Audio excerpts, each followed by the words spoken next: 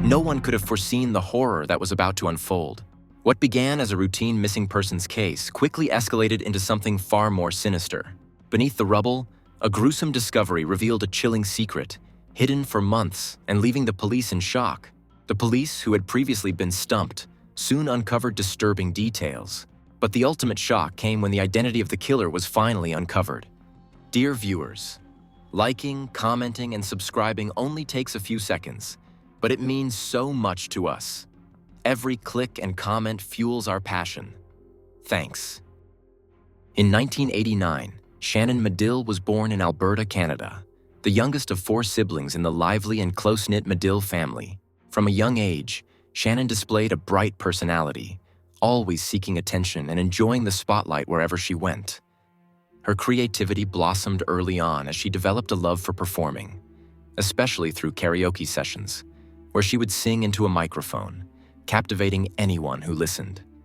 Her enthusiasm for entertainment extended beyond singing, as she started staging her own little plays in preschool, captivating her family and friends with her imaginative performances. By the time she entered school, Shannon's talent for acting became evident. She shined in class, not just academically, but socially as well, where she naturally took on the role of the ringleader. Her vibrant personality and willingness to take charge made her popular among her peers, and she developed a reputation for being energetic and creative. Shannon's musical talent was equally impressive. By the time she approached graduation, she had mastered 15 different musical instruments, ranging from the trombone to the French horn, showcasing a rare combination of versatility and dedication. This kind of ambition extended to every area of her life. Shannon was known for being driven and goal-oriented, yet she maintained a charming, pleasant demeanor that made her well-liked by almost everyone she encountered. While she did have a tendency to be hot-tempered at times, her mood would quickly pass, leaving behind only her infectious energy and enthusiasm. After graduating high school, Shannon decided to pursue her passion for acting by attending university. Shannon spent her days attending audition after audition, and while she faced her fair share of rejection, this was far from a reflection of her abilities. In fact, like many talented performers, she understood that the road to success in acting could be long and grueling. Nevertheless, Shannon was undeterred, knowing that persistence was key in the face of obstacles. Over the years, she honed her craft, refining her skills and never losing sight of her goal. Her relentless pursuit of acting eventually began to bear fruit. Although traditional acting roles eluded her, Shannon found success and recognition in the stand-up comedy scene. Her sharp wit and natural ability to engage audiences brought her rising popularity, allowing her to connect with people in a different way.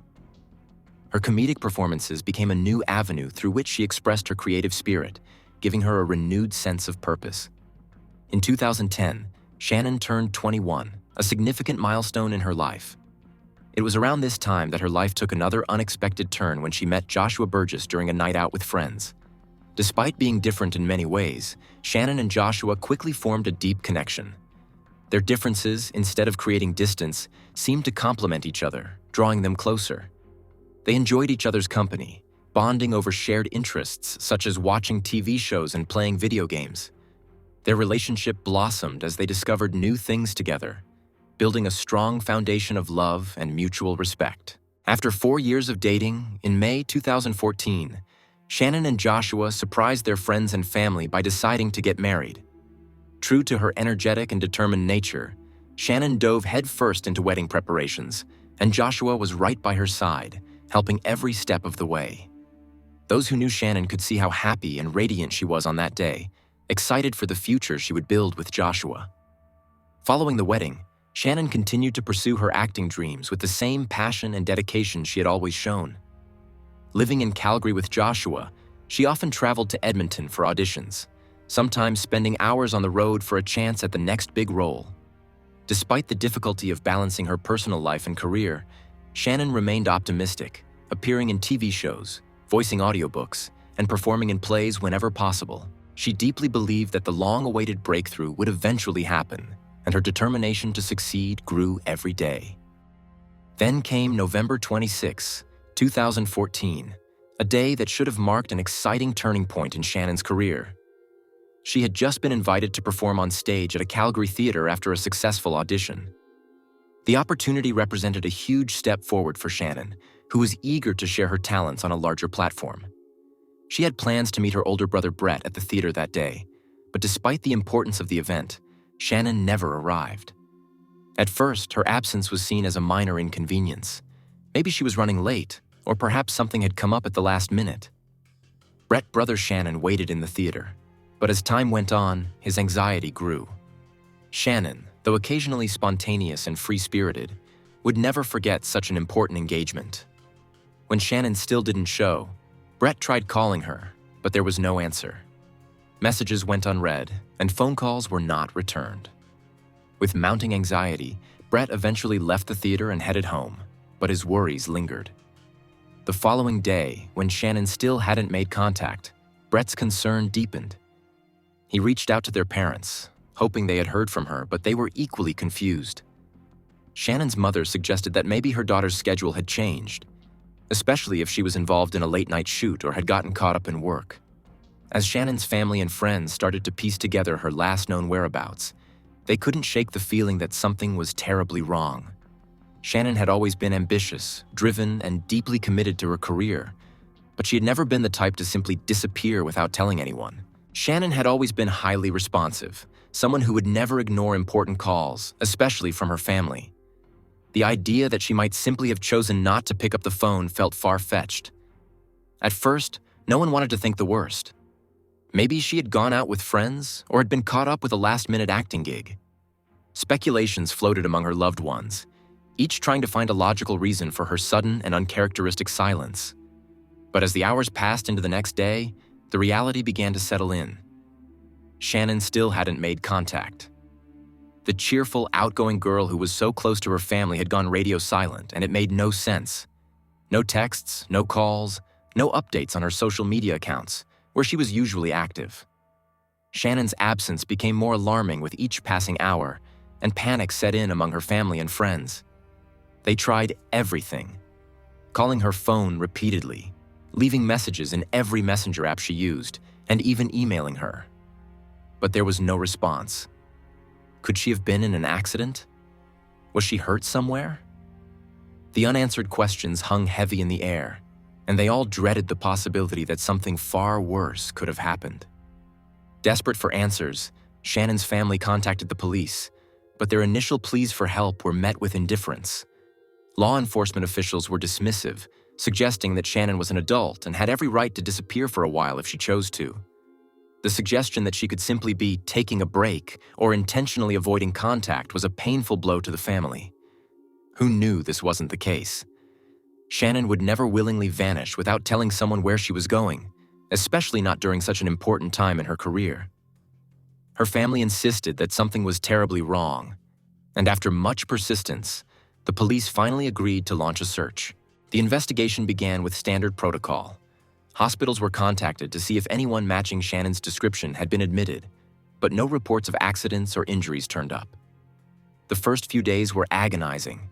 Her family and friends were stuck in limbo, waiting for any news that could shed light on her whereabouts. Yet there were no updates. Shannon's credit cards remained unused. Her car wasn't found at any repair shops, and no one had seen her in the usual places she frequented. It was as if she had vanished into thin air. Her social media accounts, normally buzzing with posts about her acting gigs, upcoming auditions, and life updates, remained eerily silent, further fueling fears that something terrible had happened. A breakthrough of sorts came when Joshua, Shannon's husband, reported an odd discovery to the detectives. While searching their home, he found Shannon's cell phone in the pocket of one of her pants. This only deepened the mystery. Why would Shannon leave behind her phone? The very device that connected her to the world, including potential job offers, auditions, and most importantly, her family. Joshua also located her car, but none of these findings offered any immediate answers. Both items were handed over to the police, but investigators found nothing suspicious on the phone or in her vehicle to push the investigation forward. For nearly 2 weeks, there was no significant development in the case. Tension was mounting, and hope was slowly eroding when a chilling discovery gave everyone a jolt. 2 strange photographs surfaced, attached to trees in a local Calgary park. The images depicted a young woman with her face obscured by her long, flowing hair, but her striking red locks bore a resemblance to Shannon's distinctive red hair. The photos had an ominous quality, sparking fears that they might be a cryptic message from a kidnapper or worse. The resemblance was enough to raise alarms, and the police took the photos seriously, unsure if they were dealing with a maniac or if the images were part of some twisted game. In response to this unsettling clue, the police, along with Shannon's family and volunteers, organized an extensive search of Big Creek Park, one of the largest parks in Canada. Search parties combed the area for 2 days, utilizing search dogs, drones, and even a rescue helicopter to scour the vast terrain from above. Yet despite their efforts, nothing of significance was found. The park yielded no evidence, no clues, and no sign of Shannon. After extensive investigation, the photos were traced back to a group of local art students. The eerie images were part of a misunderstood art project, not a taunt from a kidnapper as initially feared. When the students realized the commotion their project had caused, they promptly came forward to clear up the misunderstanding. The revelation that the photographs were a dead end was another devastating blow to Shannon's family. The brief spark of hope that maybe they were closing in on the truth was extinguished. Joshua, Shannon's parents, and her siblings were left to confront the grim possibility that she might never be found alive. The longer Shannon remained missing, the more they were forced to grapple with the terrifying thought of losing her forever. The kidnapping theory seemed less and less likely as time passed. There had been no ransom demands, no threats, and no communication from anyone claiming responsibility for her disappearance. Days turned into weeks, and the uncertainty became unbearable. Shannon's mother and father were living in a constant state of anxiety, unable to eat or sleep as the investigation seemed to stall. However, an unexpected revelation soon changed the tone of the investigation. Joshua, Shannon's husband, disclosed a piece of information to the police that had previously remained a secret even to her closest family. According to Joshua, several years before her disappearance, Shannon had called him one evening in a state of deep distress. After a series of devastating failures in her acting career, she confessed that she had been contemplating jumping off a bridge. This occurred following a particularly crushing casting rejection for a television series she had been desperate to land. Shannon had suffered a breakdown, her mental health teetering on the edge. Fortunately, Joshua had been able to talk her through it, and though the moment passed, the incident left a lasting shadow on her emotional state. She recovered, but Joshua's confession cast a new light on the current investigation. Could Shannon have reached a similar breaking point this time? This revelation prompted investigators to re-examine the possibility that Shannon might have carried out her earlier plan. There were several large bridges in the vicinity of Calgary, and the thought that Shannon could have decided to end her life in such a tragic way began to seem more plausible. The police, now working with this theory, initiated searches of the nearby rivers and bodies of water. Divers scoured the areas beneath the major bridges, while search teams patrolled the riverbanks, combing miles of terrain for any sign of Shannon. Despite these exhaustive efforts, nothing surfaced. No evidence, no belongings, no body. Shannon seemed to have vanished without a trace. Once again, the investigation hit a wall, leaving her family and investigators equally frustrated and heartbroken. By May of 2015, nearly 6 months had passed since Shannon's disappearance, and the case remained as much a mystery as it had been on day one. With no solid leads, no sightings, and no new evidence, the police began to quietly believe that Shannon was no longer alive. However, they were hesitant to share this conclusion with her family. The pain of uncertainty was already unbearable, and to confirm their worst fears without definitive proof would only further traumatize those who loved her. Nevertheless, the investigation needed to move forward, and providing answers to Shannon's family remained the top priority. It was at this point that Detective Christine White was assigned to the case. Christine was known for her meticulous approach and her keen ability to uncover hidden truths. Throughout her career, she had solved some of the most challenging cases, earning her a reputation as an investigator who never left a stone unturned. Her first instinct was to re-examine Shannon's immediate circle, starting with the person closest to her, Joshua. From the beginning, Joshua had appeared cooperative. He had allowed police to search the couple's home twice, answered every question willingly, and was present when Shannon's family filed the initial missing person report. He maintained close contact with Shannon's family, offering them comfort and reassurance during the agonizing months following her disappearance. Joshua's demeanor was pleasant and upbeat, leading most people, including Shannon's family, to believe that he could never harm his wife. They insisted that Joshua had been nothing but supportive and loving throughout their relationship. However, during interviews with Shannon's family, Detective Christine learned a curious detail that had not previously come to light. The couple, it turned out, had been in an open marriage for the entire duration of their 7-month union. This revelation was a surprise, as it had not been mentioned in the initial stages of the investigation. Joshua admitted that it was he who had suggested the arrangement, and although Shannon agreed to it, she was not particularly enthusiastic about the idea. According to Shannon's family, the open marriage was not a reflection of a lack of love between the two. Rather, it was something Shannon had agreed to as a way to accommodate Joshua's desires. She herself had shown little interest in pursuing other relationships, while Joshua had been actively engaging with other women. Joshua explained to Detective Christine that there had never been any significant conflict between him and Shannon regarding their open marriage. He claimed that Shannon had always been fully aware of his outside relationships and had even met a few of the women he had been involved with. To him, everything seemed consensual and without friction. Yet, Detective Christine couldn't help but feel that this new detail introduced a more complex dynamic into the investigation.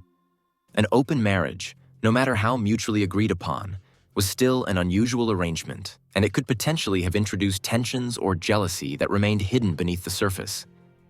While Joshua's behavior didn't immediately raise red flags, Christine began to consider the possibility that someone from within the couple's extended circle, perhaps one of Joshua's other partners, could have played a role in Shannon's disappearance. Could jealousy have fueled a conflict that Shannon was unaware of? Or had Shannon been struggling with the emotional toll of her husband's extramarital relationships in ways she hadn't expressed? Moreover, this revelation also raised the unsettling prospect that Shannon's disappearance might not have been accidental. Detective Christine was increasingly inclined toward the theory that Shannon had been murdered, and the more she dug into Joshua's life, the more she began to suspect that someone close to the couple, if not Joshua himself, might hold the key to unraveling the mystery. Joshua's calm and cooperative demeanor, while seemingly above suspicion, now appeared more like a carefully constructed facade. The investigation into Shannon's disappearance has begun to reveal a much darker side to Joshua's life than anyone initially suspected. Through relentless questioning and evidence gathering, the detective discovered that Joshua had relationships with 7 different women after the wedding. One by one, these women were identified, located, and brought in for interviews at the police station. While most of them described their relationships with Joshua as brief and inconsequential, one of his more recent mistresses revealed significant information that cast new light on the events leading up to Shannon's disappearance. This woman, still involved with Joshua even after Shannon had vanished, told the detectives about tensions that had arisen in the couple's marriage before Shannon went missing. As it turned out, Shannon had grown increasingly uncomfortable with the open relationship Joshua had insisted upon. She had agreed to it initially, perhaps out of a desire to please her husband or to keep the marriage exciting, but over time it became clear that Shannon was not happy. She wanted to return to a traditional monogamous marriage. Her temper, which had flared up more frequently as the tensions mounted, had led her to confront Joshua about their relationship. Joshua at first had agreed to Shannon's wishes to end their open marriage, promising to stop seeing other women and work on their marital problems. But just a week later, Shannon made a shocking discovery that shattered any trust she still had in him. Joshua, in a moment of carelessness, had locked his phone, which was unusual for him, as they had previously been open with each other's devices. When Shannon asked for the password and went through his phone, she uncovered the truth. Joshua had not ended his extramarital affairs as promised. Instead, he was still seeing one of his mistresses and, even worse, had started discussing plans to divorce Shannon. In the messages, Joshua made it clear to his mistress that he had chosen her over Shannon, going so far as to refer to his wife as a secondary priority. For Shannon, this was the ultimate betrayal. It was as though her entire world had crumbled in an instant. Feeling hurt and deceived, Shannon made several life-changing decisions. One of those decisions was to leave Calgary and move to Edmonton, where she hoped to start fresh, far away from the emotional wreckage of her marriage. As the detective pieced together information from Joshua's mistress and other sources, the picture of what had most likely happened that fateful November evening was becoming clearer and clearer. Joshua's proposal of an open relationship had planted the seeds of distrust and jealousy in their marriage, emotions that only intensified as time went on. Shannon, increasingly suspicious of Joshua's late-night absences and the messages flooding his phone, began confronting him more aggressively. By November 27, 2014, the simmering tensions had reached a boiling point. Shannon had come home to find Joshua returning from yet another date, one he made no effort to hide. There was no more pretending, no more lies. Everything was out in the open, and Shannon's fury was uncontainable. A heated argument erupted, and the emotional explosion that followed was likely fatal. The detective was becoming more convinced that Joshua had murdered Shannon in the midst of this confrontation, and the clues only pointed more strongly in that direction. The investigation's timeline aligned eerily with this theory. Shannon's phone activity stopped abruptly on November 27, 2014, along with her bank transactions and social media posts. Her digital footprint went completely dark. However, a signal from her phone was picked up the next day, briefly detected in an alleyway within the city, a location far from where Joshua claimed she would be. Strangely, just a few days after her disappearance, Joshua claimed he had found Shannon's phone at home, in her clothing. Even more suspicious, he later claimed to have discovered her car nearby but could never provide a clear or consistent explanation as to how he had come across it. These discrepancies in Joshua's story raised red flags for the detective. It seemed like he was carefully orchestrating a false narrative, perhaps trying to cover his tracks. By early June of 2015, nearly 7 months after Shannon's disappearance, Detective Christine White decided it was time to escalate the investigation.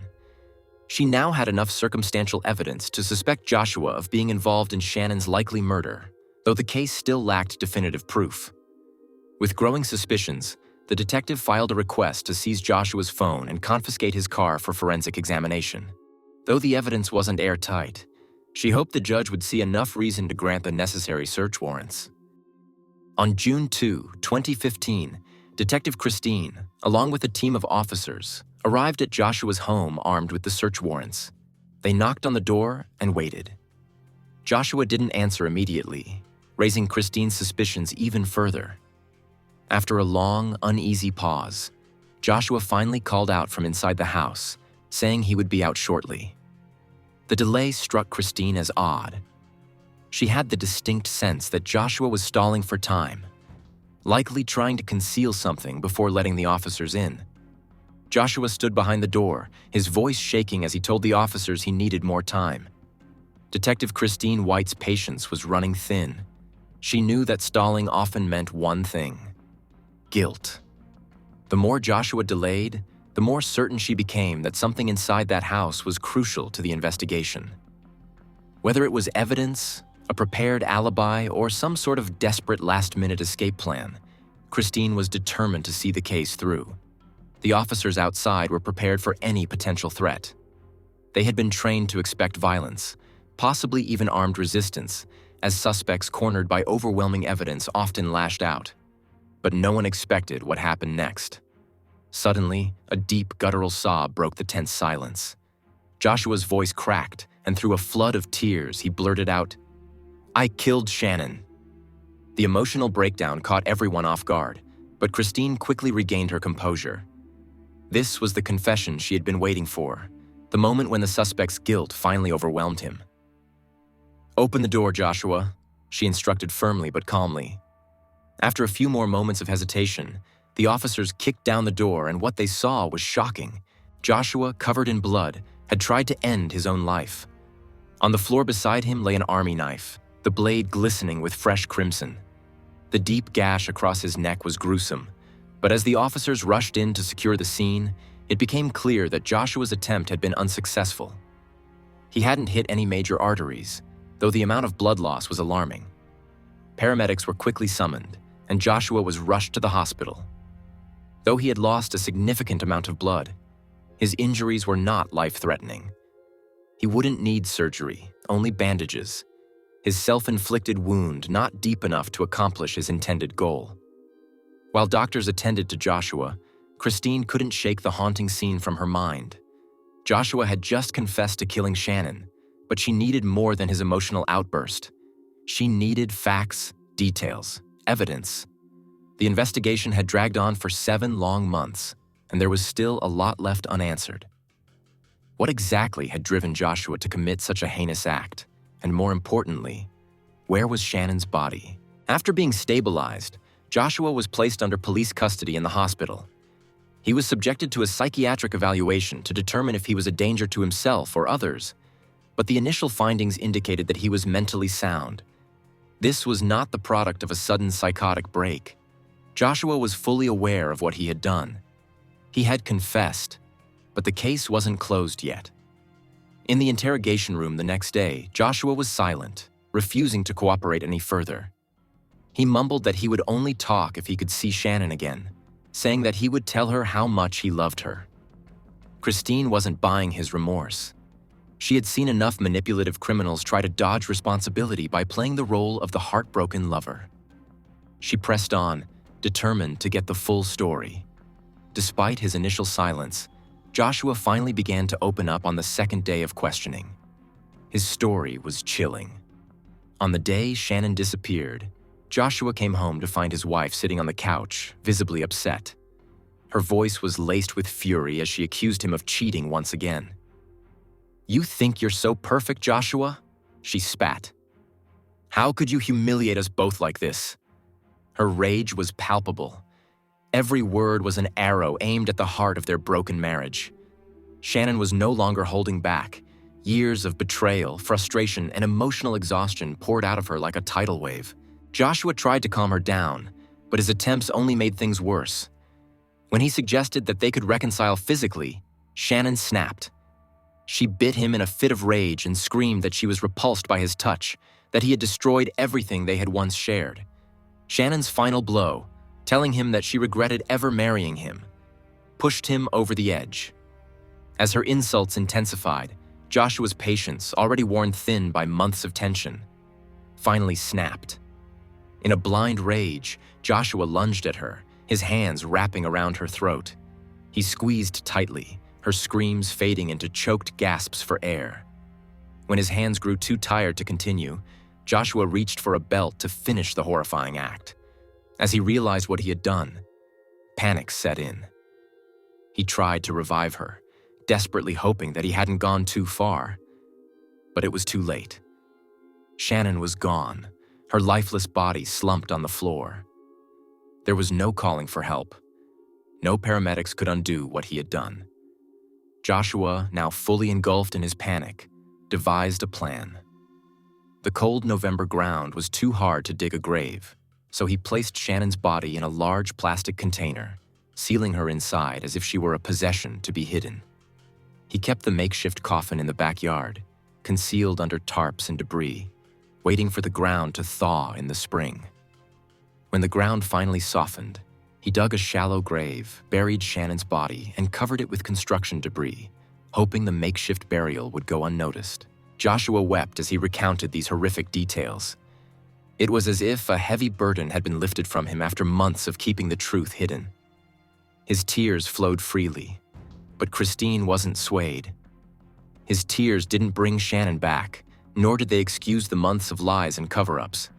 After his confession, Christine led a search team to Joshua's backyard, and with the help of sniffer dogs, they pinpointed the burial site. It didn't take long for the police to uncover the remains. Shannon's body, though partially preserved by the cold weather, had decomposed significantly. The medical examiner confirmed what Joshua had admitted. Shannon had been strangled to death. All this time, Shannon's body had been concealed in Joshua's house, right under the noses of investigators who had searched the property twice, but failed to inspect the storage containers on the back porch. These containers, hidden under piles of trash, had gone unnoticed. Joshua had carefully selected this hiding place, knowing it would likely escape the attention of authorities. Just 2 weeks before his arrest, he had finally buried Shannon's body in the backyard, in a grim attempt to keep her close, as he later confessed. In his twisted mind, He couldn't bear the thought of her being gone forever, even after death. Joshua Burgess was charged with second-degree murder. The news hit Shannon's family like a freight train. They had been living through a nightmare for months, clinging to hope that somehow Shannon might still be alive. Now, the brutal truth emerged. Not only had Shannon been murdered, but the person responsible had been in their midst all along, pretending to search for her, comforting them in their grief, and maintaining his facade of innocence. He had continued to act as though his wife was simply missing, playing the role of the concerned husband while her body was decaying just a few meters away from where he slept. 2 years after Shannon's death, the trial finally took place, drawing significant public attention. The courtroom was packed with journalists, eager to report every sordid detail of the case. During the trial, Joshua's interactions with prosecutors revealed many disturbing details about the murder and the tumultuous relationship that led up to it. Despite his initial claims of remorse, his behavior during the proceedings raised questions about whether he fully grasped the gravity of his actions or was simply trying to manipulate the situation. At the time of her disappearance, Shannon was deeply distressed and in the process of planning a move. Although she still lived with Joshua, their lives had become so fractured that they barely saw each other. They operated on completely different schedules. Shannon, still trying to revive her stand-up comedy career, worked mostly at night, while Joshua had a more conventional day job. This mismatch only added to the mounting tension between them. Their relationship had deteriorated to the point where arguments had become their primary mode of communication. Shannon was emotionally drained from the constant fighting and had begun confronting Joshua about his infidelity. In retrospect, Shannon had likely hoped that Joshua would come to his senses, that he would realize the damage their open relationship had caused and fight for their marriage. But instead of reconciliation, her accusations triggered more arguments, which slowly escalated into violent outbursts. Joshua, outwardly calm, was quietly seething with anger and frustration. His emotional restraint was merely a facade for the growing resentment and despair festering inside him. One evening, after another intense argument, Joshua snapped. Overcome by a lethal mix of rage and desperation, he strangled Shannon in a moment of blind fury. The prosecution painted a picture of a man who, despite his emotional claims, had methodically concealed his crime, hiding Shannon's body, lying to her family, and playing the role of a devastated husband in public. The prosecution argued that the murder had been premeditated, pointing out that Joshua had continued his charade for months, even joining the search for Shannon while her body decomposed nearby. Joshua's defense, on the other hand, sought to portray him as a man overwhelmed by love and remorse, someone who had lost control in a moment of passion. The defense also pointed to Joshua's suicide attempt as evidence of his regret. However, for Shannon's family, this argument felt hollow, especially in light of the fact that Joshua had hidden the body and continued his daily life, suggesting a cold and calculated effort to avoid responsibility for his actions. Because of his confession, there was no need to show the videotape of his testimony. Joshua was eventually sentenced to life in prison, but the judge left open the possibility of parole after 10 years. This sentence caused a storm of outrage from the victim's family. Joshua recently had the opportunity to apply for parole. The news may have sent a chill through Shannon's family.